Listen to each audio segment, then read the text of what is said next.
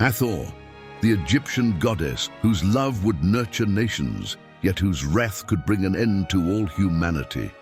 Why was the most widely worshipped god of ancient Egypt known by so few today? And was she good or bad? Welcome to the mysteries of mythology, Hathor. At the peak of his reign, the wise and powerful sun god Ra was worshipped unquestioningly across his realm. His rule brought peace and prosperity, revered as the keeper of order and dawn-bringer. But as countless seasons passed, the once mighty god's power and authority began to wane. His once firm command over the cosmos grew frail. The people of Egypt, who had once sung praises to Ra, now murmured under their breaths. Doubt seeded among the masses, and whispers of rebellion rustled like papyrus in the wind. As the people saw him begin to weaken and age, the reverence they once held for Ra dimmed. They began to question the authority of a god who had begun to seem all too mortal. Further weakened by dwindling worship and abandoned temples, Ra consulted his primordial father, Nun, embodying the vast dark ocean of space. Nun advised Ra to send his eye to smite the humans for their insolence. Angered by the insolence of men, Ra convened a council of the gods to deliberate what to do with the ungrateful humans. Among the deities was Hathor, the goddess of love and joy. Hathor's loyalty to Ra was fierce and unwavering. "Behold," Ra proclaimed, his words heavy with both sorrow and rage, "the creatures born of my tears now conspire against the very order established by my hand. They dare to defy the cosmic balance." Determined to remind them of his dominion and to quash the seeds of insurrection, Ra turned to his devoted daughter. "Hathor, take my eye and transform into Sekhmet, the mighty eye of Ra.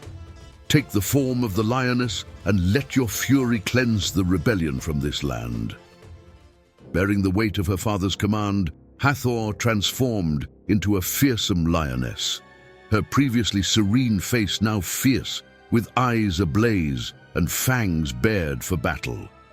Unleashed on the earth, Hathor in the form of Sekhmet embodied the wrath of the sun. Her roar was the desert wind, her fury a blaze that scorched fields and boiled rivers. Men and beasts alike fell under her relentless assault. The sands of Egypt became soaked with the blood of the defiant.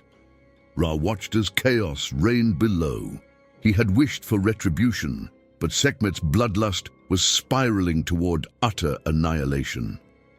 Ra asked Sekhmet to stop her slaughter and return to his domain, but Sekhmet, lost to a blood frenzy, refused. To stop the destruction, Ra commanded the brewing of 7,000 jars of beer, tinted with red ochre to resemble blood. This beer was spread across the fields under the veil of night.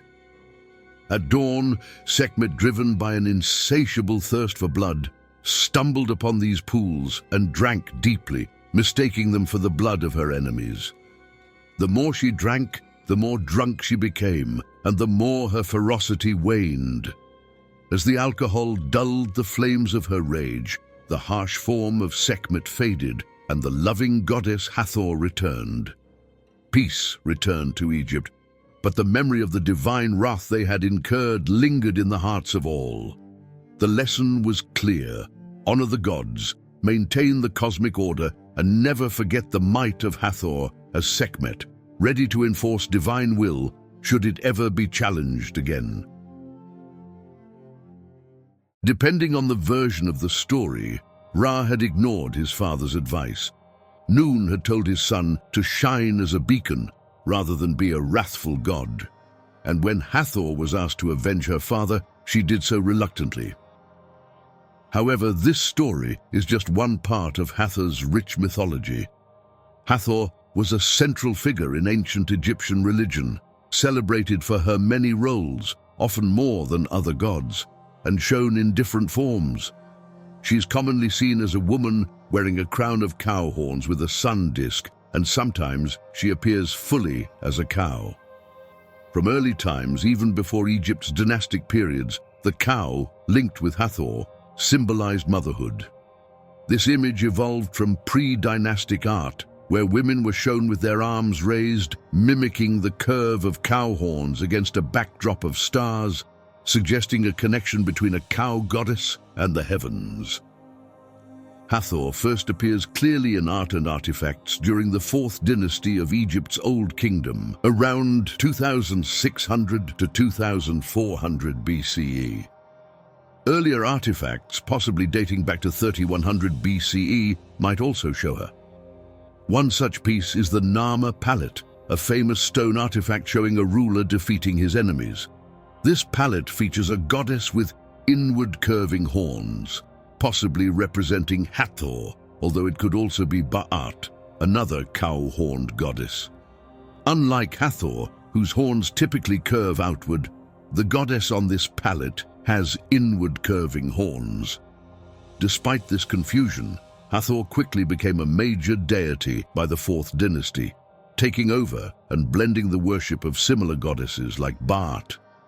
This rise to importance is thought to have been due to kings adopting her worship and combining it with that of local goddesses. These local deities were often seen as versions of Hathor, contributing to her diverse roles and widespread worship. In Egyptian mythology, the sky was seen as a vast body of water through which the sun god Ra sailed daily. This celestial ocean was linked to the primordial waters from which the sun first arose, believed to be birthed by a cosmic mother cow goddess, possibly Hathor, between whose horns the sun rested. Hathor, often depicted as a cow, was not only linked to the sky goddess Nut, but was also revered as the daily rebirth of the sun. Her name translates to House of Horus, and aptly, My house is the sky, emphasizing her place in the heavens. Furthermore, Hathor and Horus, the falcon sun god, are intertwined, with Horus being reborn from Hathor each day. She embodies the Milky Way and is associated with the star Sirius, making her different from the usual love goddesses linked with Venus. Additionally, Hathor acted as a sun goddess and the female counterpart to male deities like Ra and Horus. She traveled across the sky with Ra, playing a crucial role as the Eye of Ra, a female symbol of the sun disk, which might represent the womb from which the sun is born daily. In this role, Hathor includes the roles of mother, wife, and daughter within the sun's daily journey.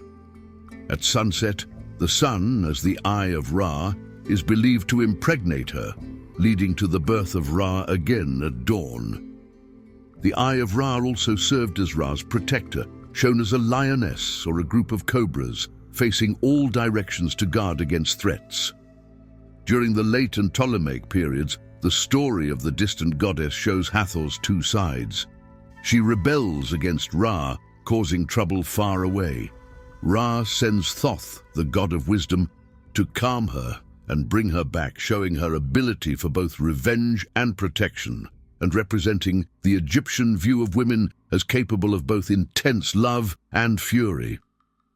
This story highlights the essential role Hathor played in protecting Ra during his daily trips across the sky. Hathor was also loved for her links to music, dance, and happiness, sensory joys that the ancient Egyptians celebrated as divine gifts.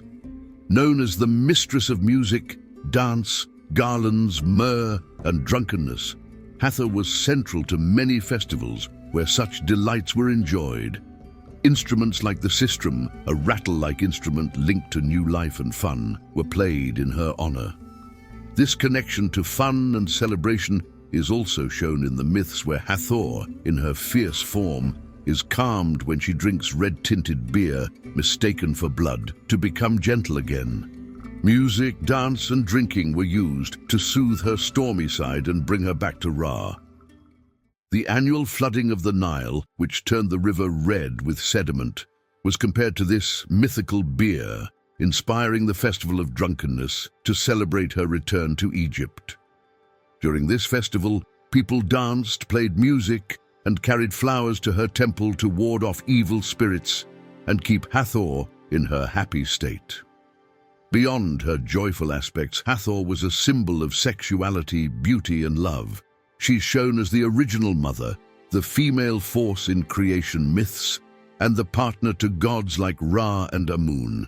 Her many roles also included being the wife of Horus.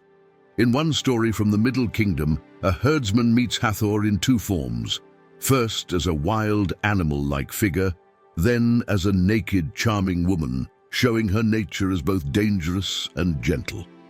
In another tale, Hathor cheers up a sad Ra by showing her genitals, which makes him laugh and restores his will to continue his duties as the sun god. During the New Kingdom, 1550 to 1077 BCE, Isis became more prominent, taking over roles traditionally associated with Hathor and other goddesses. The Ptolemaic period, 305 to 30 BCE, saw the Greek rulers of Egypt merging Hathor's traits with those of Isis and Aphrodite, further integrating her into the evolving pantheon and solidifying the divine status of queens as representations of these goddesses. Today, Hathor's legacy extends into space with an asteroid named after her, named 2340 Hathor, classified as a potentially hazardous near-Earth object belonging to the I-10 group, with a diameter of 210 meters. Hathor has also been featured in modern depictions, such as films like The Gods of Egypt. Hathor goes beyond the simple classifications of good or bad, embodying a spectrum from creation to destruction, nurturing to wrath. Hathor reminds us that the divine, like nature itself, holds the power to create and destroy, nurture and punish. If you want to know about her more popular sister Isis, watch the next video.